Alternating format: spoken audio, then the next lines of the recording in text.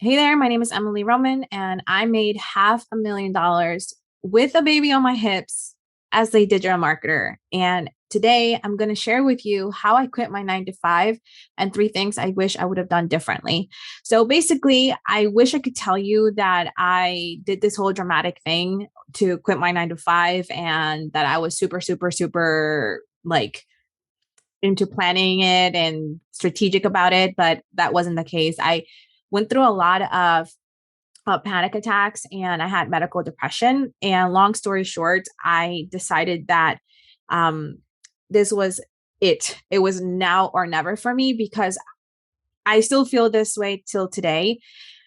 I think that there's always going to be an excuse or a reason why not to do the hard things in life that will basically change the entire trajectory of who you are as a person.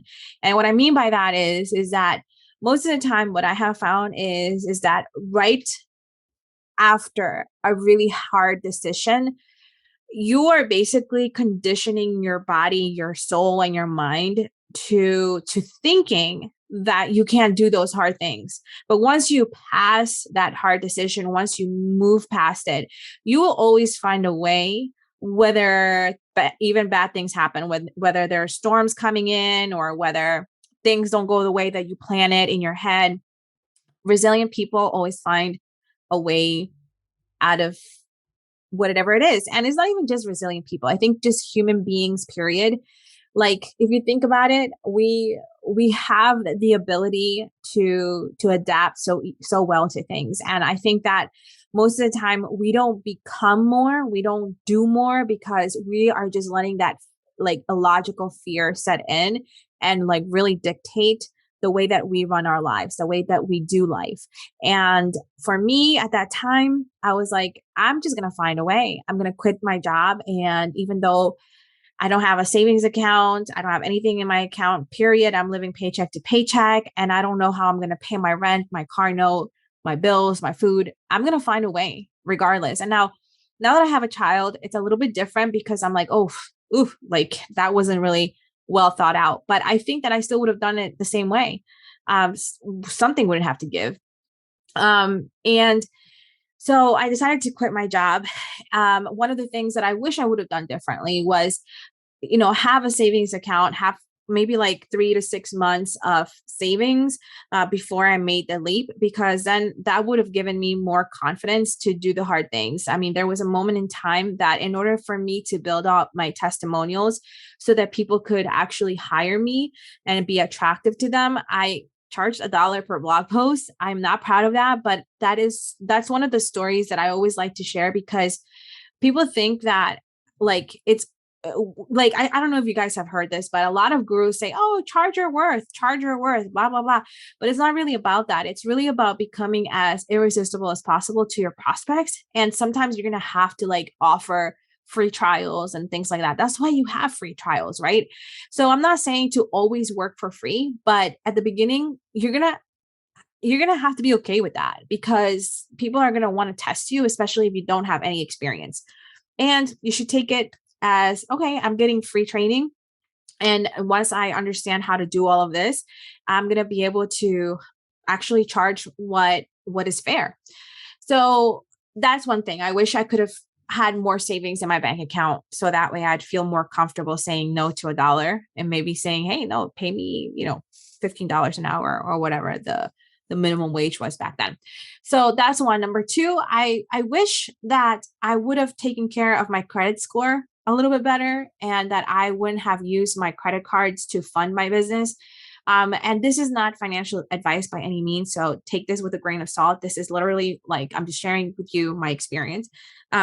But basically, if you're deciding to go in this online game and like actually become a digital marketer or a social media manager or just kind of like dip your toes in this industry, as you're dipping your toes, you are going to want to do a lot more things. You might want to actually invest. And typically at the beginning, that's what you're investing in. You're investing in courses, masterminds, coaches, right? Because you want to learn things faster. Basically, you want to get to the end goal faster and you want to know how to do so fast and easy. And so you're investing money on masterminds that cost $1,000 a month, on courses, programs. I mean, like everything from B school to whatever. Trust me, I've been there. And so you decide to like, I'm going to invest on this. I'm going to swipe my personal credit card. And I don't recommend I don't recommend that you do that. I really think that a lot of the information is out there. And also, if you are pressed for money, you'd be better off trying to save that money a little bit, just kind of keep that cash as tight as possible and just kind of offer your services, see if you can do it on your own. Um, Granted, I also do think that you should have a coach, you should have a mentor, somebody that can actually, that has been where you are, and that can tell you the real, like who's honest, who's genuine about things, and that can like say to you, okay, listen, this is how you go look for clients. This is how you make some more revenue. Like focus on that first before you focus on this, right? And you have to be able to discern who's authentic and who's not, and that's kind of hard, especially because we're living in the new age of Instagram reels and just like the perfect feed and aesthetics and all that crap, right? So, my advice to you is take things with a grain of salt. Any information that you come across, take it with a grain of salt and do your research on the person and on the things that you want to invest on. But I definitely would have taken care. I would have, if I could go back in time, I would go take care of my credit score, because as you start actually making more consistent revenue, like, hitting that $10,000 a month, 20, 30, 40, 50, you're going to want to like launch your other stuff, right? And like overhaul your brand and do so many things, maybe hire new people, maybe build this really good project, really exciting project, maybe hire a PR agency, whatever it is that you want to do as you get to that point, as you grow. You're going to need capital for that. And it's not like you are going to be like a tech startup or like a Silicon Valley entrepreneur that gets investors saying, yeah, let me give you $5 million so that you can go grow your marketing agency. That just doesn't happen around here. So most of it is going to, like, I would say 99.9% of the growth in your business is going to be relying on you and you only, and your capital and how much money you're actually able to put back into the business. And so if you have a good credit score, a personal credit score, you can then go to banks and say, hey, this is how much money I'm making. Here's my credit score. And then they'll give you a credit line or a credit card that you can use for these projects and make sure that you're always maintaining that. And then the third thing is that for as long as I could, I would have like kept my 9 to 5 while I was validating whatever the hell I'm thinking that I'm going to be doing. Because nowadays, like, I typically like to say, let's validate the product or service first before we go all in on this. But that's just kind of like my CEO brain now. And I wasn't like that back then. I just wanted to get out of my 9 to 5 so bad. And like I said, regardless of my mistakes, I don't really have any regrets because I feel like, again, there's always going to be an excuse or a reason why not to do the thing.